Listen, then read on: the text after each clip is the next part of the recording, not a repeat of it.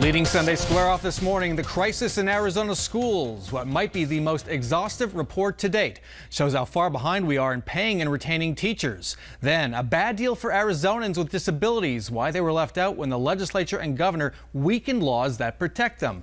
But first, School Superintendent Diane Douglas has weathered many challenges during her 2.5 years in office. Her latest challenge comes from inside her own party. She is being primaried.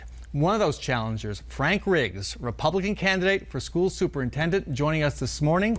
Welcome back. Thank you, Bram. Nice to be here. You may remember Frank Riggs from his 2014 run for governor. Also, we have one other Republican challenger to incumbent Diane Douglas. She's Tracy Livingston, a teacher and a member of the Maricopa Community College Governing Board. So, two primary challengers for Diane Douglas. Do you think Diane Douglas is running for re-election? I really don't know. I haven't had any communication with her other than to send to her a courtesy notification that I had filed for the office. Didn't hear anything back. But it really doesn't, the rest of the field doesn't matter to me because I think my experience and my qualifications speak for themselves and put me head and shoulders against the rest of the field. So Republicans got a pretty good look at you in the primary 3 years ago. Governor Doug Ducey won that. You finished last in a 6-person field. Right. You had 4.5% of the vote. So they gave you a good look back then. What's going to change this time? Well, I was an unknown back then, and now I have name identification. I think a lot of goodwill around the state.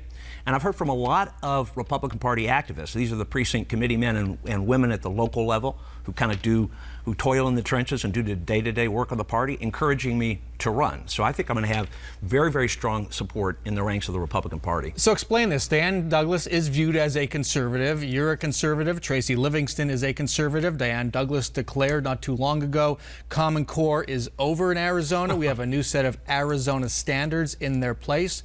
Why are conservatives challenging a conservative? Well, the new standards were a cut and paste. They were a rebranding of Common Core, and that's according to objective observers who've compared the standards side by side and said they're about 95% the same.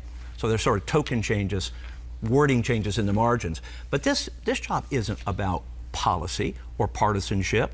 It's about being an effective advocate on the part of parents and students. It's about being an effective, credible, trustworthy manager of our state's public education system. Over 2,000 schools, over 1,500 public district schools, over 500 public charter schools, and 1.1 million kids in grades K through 12. And I've spent a lifetime working in education at every level. I also have proven executive experience in the private sector and nonprofit sector. So name one specific area where you'd be a better advocate than Diane Douglas has been for education. Across the board. Because I'll have immediate credibility. Well, one area. One area. When I talk about the importance of recruiting and retaining good teachers, when I talk about driving more money into the classroom, when I talk about protecting local control, I think I'll be in all of those areas much more credible, much more effective, much more believable than Diane Douglas. The job, as you very well know, is part managerial, running the important state agency that accounts for about half the state general fund, but it's also part bully pulpit, being able to advocate for good policies that move our state forward. And I think I'll have credibility, and I think I'll be able to restore trust in that very important office of our state's chief schools office. Talk about teacher pay. It's probably the #1 issue right now. What will you advocate for? What should 4% per year over the next 5 years, 20% increase, which will put our teachers in the range, their base compensation. A 20% increase over 5 years. Over 5 years. You're a fiscal conservative. Where's the state going to come up with that money? First of all, I support Prop 123 and I support the extension of Prop 301. I want to separate our operating budget from our capital budget because we have huge maintenance and deferred maintenance and for schools and facility needs for schools. But I want the legislature to earmark all new money, that is to say any additional spending that they would appropriate for teacher compensation. I don't support this fragmented piecemeal approach of putting a little bit of money in a lot of different pots because we're constantly proposing new programs and initiatives. We can't do that. We have to better pay our teachers. We have to give them the respect they deserve and the autonomy that they crave to be able to be free to manage their classrooms, because after all, they're closest to the kids. They know the kids in their classroom. School choice, you've worked in the area of school choice. Your company helps finance charter schools. It did, the nonprofit organization that I ran. Yes. Okay, are you still, you're done with that? No, I retired from that at the end of 2012. Okay, let's talk about vouchers. Do you support a universal voucher expansion allowing any parent To take their child, let them go with the money. Take their child to private school, religious school, wherever. You know what I advise, Bram, is knowing that the expansion of ESAs was going to be capped in order to get the political support to pass that legislation in the legislature. My advice then and still now is to give low-income parents priority for scholarships.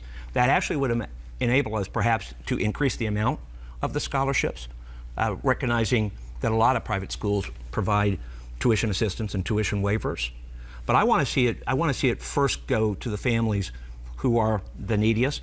Those families may elect to use the scholarship to provide or to get full-day kindergarten for their kids.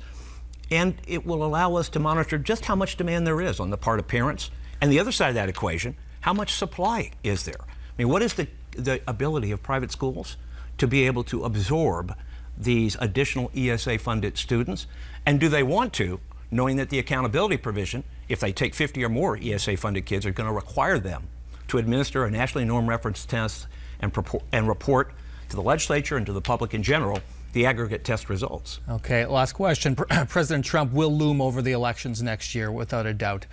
You were a delegate to the convention, chose not to go. Last year, you opposed President Trump. Why? Well, I ended up voting for him, but I had real reservations about his conduct as a candidate. You know, political leadership, running for elective office, serving in elective office, is about role modeling. And I thought he was a terrible role model as a candidate. I now have sort of mixed feelings because I do like a lot of his cabinet appointments and I like a lot of the policies that he's put forth. Ironically, he's using legislation that I co-authored, co-sponsored, the Congressional Review Act, to rescind a lot of the regulations that the Obama administration proposed in the last days of the administration. All right. We are going to have to end it there. Frank Riggs, best of luck to you. Thank you, Bram.